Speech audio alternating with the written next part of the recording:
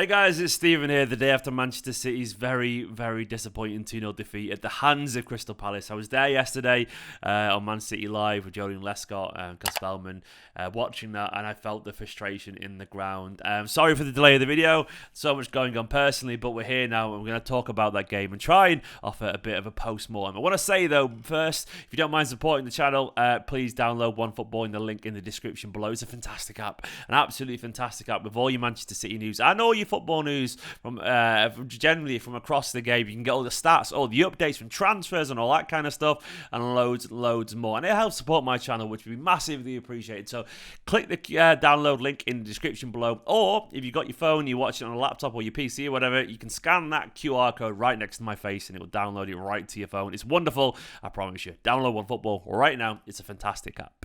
So I needed a bit of time to think about this game.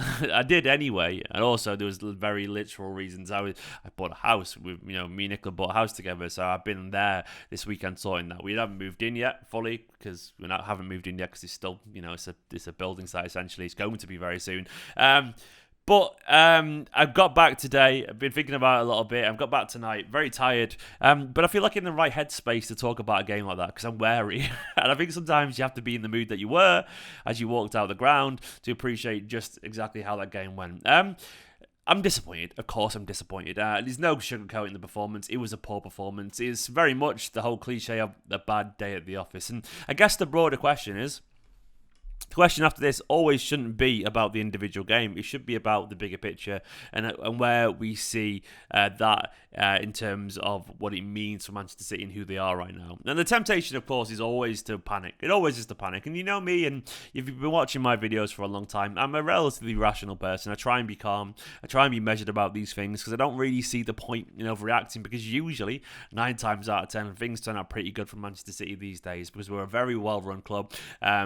Perfect. No one's perfect, but we're more perfect than most is what I would say. And usually things turn out pretty good.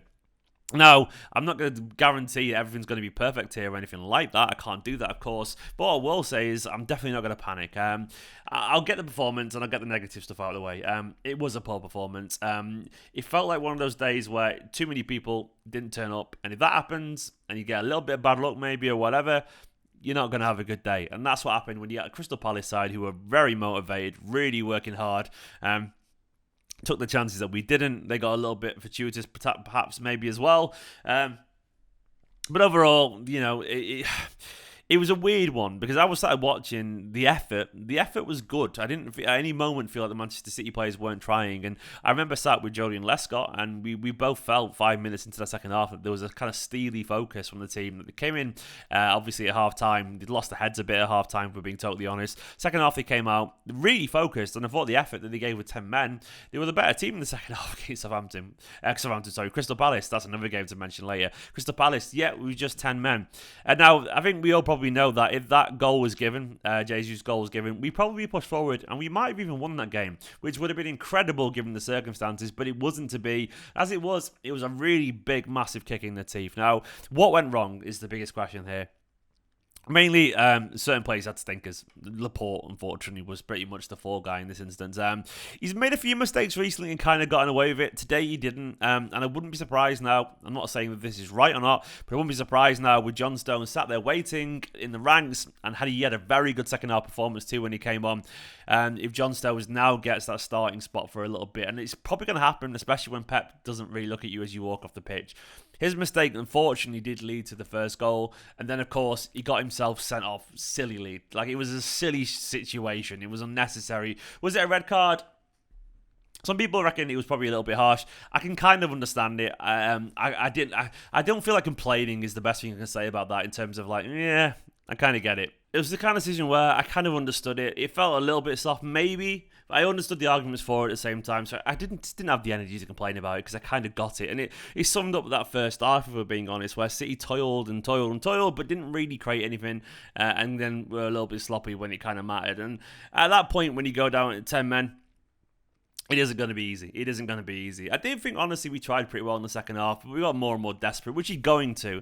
We took risks, of course, which led to the second goal for Crystal Palace. I mean, you simply have to take risks when you're down to 10 men. If you want to get back into the game and do something, you're going to have to take a few more risks that you would. Players are going to have to dribble a little bit more. You're going to have to play one-on-one at the back instead of a more secure defensive unit. It's going to happen, essentially, and you have to kind of hope for the best. I mean, other than that, I think it was a culmination of mistakes at times. I think Diaz, unfortunately, had a bit of a mare for the first goal as well. You shouldn't have jumped in there, man. You kind of overreacted a little bit, but he is young. We forget he's relatively young in defensive terms. A mistake at his end. And I think as well, Ederson didn't really cover himself in glory with the shot, which he probably should have saved. I mean, he's had a few instances recently where he's kind of been a bit sketchy with his keeping, where he's not really made the shots. He was in good form last season, in my opinion, and he's not probably been at his very best this year. And he probably needs to up his game a little bit, and I think that's a fair criticism. Of course, I still rate Ederson, though, and I think anyone who doesn't is being, personally, I think they're being a little bit harsh given what he's done for the club in the past.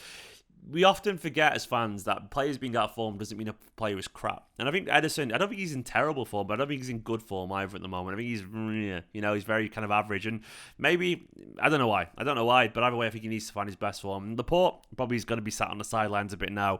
I'll go for the team. I think, unfortunately, KDB, there is an issue there, man. There is an issue there. I watched him walk off yesterday when he came on, and even when he was walking back down the side of the pitch, he did a long walk all the way down the pitch. He was hobbling. That man was hobbling. He did not look comfortable. And the moment he looks a little bit like he doesn't look fit at the moment, and I mean physically as well. Physically, in his face, you can see he looks a bit of pain. He doesn't look the sharpest he's ever been. He doesn't look particularly lean at the moment. This seems to be a bit of an issue. It looks like this guy genuinely, he might need another operation or something like that, or he's playing in pain. But either way, KDB, there was so many passes where there was so many groans around the stadium, and unfortunately, it's not KDB at the moment. It's someone doing a bad KDB impression. And I do love the guy, and I do worry that, the injuries have taken a really big hit on this guy. But at the moment, you probably might need to bite the bullet and just get him to rest or something. I don't know. But either way, that isn't Kevin De Bruyne at the moment, because he's the guy you want in this kind of game. If your game gets open and reckless and we're creating chances or trying to, you want Kevin De Bruyne on the pitch. And if we're taking him off, no alarm bells there, unfortunately. Elsewhere, I thought Foden was kind of at sea. He kind of played on the right in the first half. It didn't really work for him. He was so unlucky in the second half with that assist. I mean, just his kneecap offside. Personally, think you could probably switch the frame. He looked like it was on his foot still, and he'd be onside then. I hate those ones. Some people think it's off. I kind of think that should be on. Whatever. The rules of the game, don't care anymore, to be honest. It's stupid. I'm not going to get upset about it because it is what it is. I don't necessarily like it.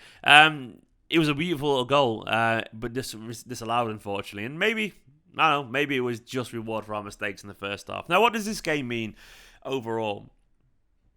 Football's fickle. Football's really fickle. My instant reaction was disappointment and frustration, and rightfully so, and it crushes your weekend. Of course it does. The way I will say is that football is really weird. If we beat Club Brugge, we beat Man United, we're all probably in a much better mood again. Let's be honest. That's how these things tend to work. And I wouldn't be surprised at some point, Chelsea dropped some points, and then all of a sudden we're a couple of points behind again, and no one really cares. And ultimately, that's how these things work. I'm not saying it's going to win the league or anything like that. No, I still think we're in a very, very good position to do that. I really believe 5 points at this stage of the season, it's not the big deal at all.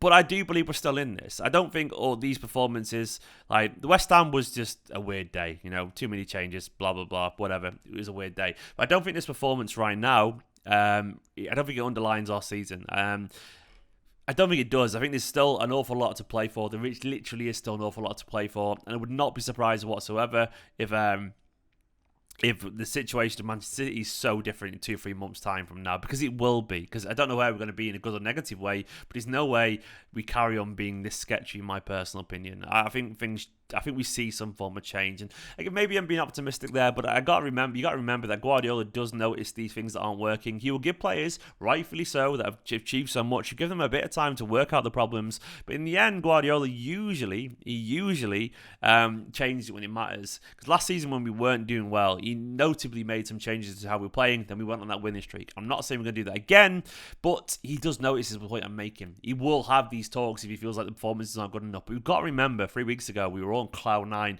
with some of the best performances I've seen from a City side in ages. Genuinely, absolutely ages. That is still there. The reason to yesterday, it could have been a bad day at the office. It could have just been that. Overall, our form has been good recently. It could have been just been that. Since the Southampton game, it's been really good. But, how many times can we play like this season and get away with it? We've used a couple already, maybe 2 or 3 already this season. We cannot use another anytime soon, unfortunately, because we've got real rivals in Chelsea and Liverpool. Liverpool, of course, dropped points yesterday, which shows what can happen in this league, because it's a very high-quality league. But it isn't, it's a bad day. It definitely is a bad day. I'm not going to pretend that. Do I personally think it's symptomatic now of a poor season? No, I can't say that yet, and I don't think anyone can say that yet, because I don't see the point. I don't see the point in making that affirmative of a statement, because we just literally don't know. The players, I thought they played well in the second half, but yeah, maybe finish and let them down. Maybe the fact that 10 men was never going to turn it around, but I thought the attitude and the energy was there, and that's all I'll ever ask from the players. And I feel like the fight is still there in the players. Of course it is. So we're far from out of it. The temptation is to presume everything's going to be wrong and the season's going to implode or whatever. Nah, it's just been a bad week. Let's see where we're at. And if a month from now we're still, we had loads of bad games as well, maybe I'll reassess my opinion. But my opinion of this team does not change based on a bad week in football. We were all on cloud 9 a week ago. I don't see why things change right now. I just don't see that personally. That's just who I am. You don't have to agree. Maybe I'm wrong, but that's just who I am as a person. I think I trust this team. I trust them and respect them.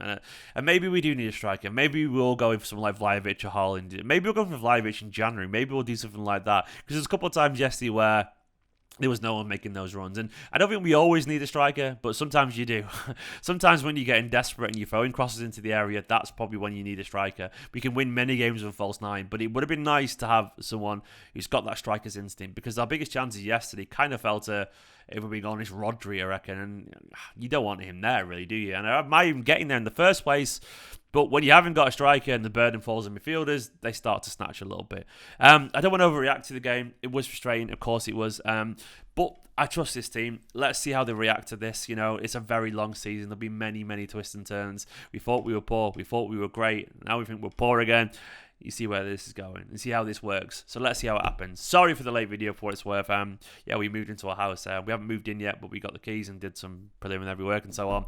Very happy, but very tired at the same time, because we've been sleeping on their bed in the house. And it's been absolutely knackering. I hope as well, I heard the news about Sergio and our king, our hero, man. I hope he's going to be all right. Fingers crossed he will be. It's quite scary that. Sergio, you're a legend, man. So somehow sees this.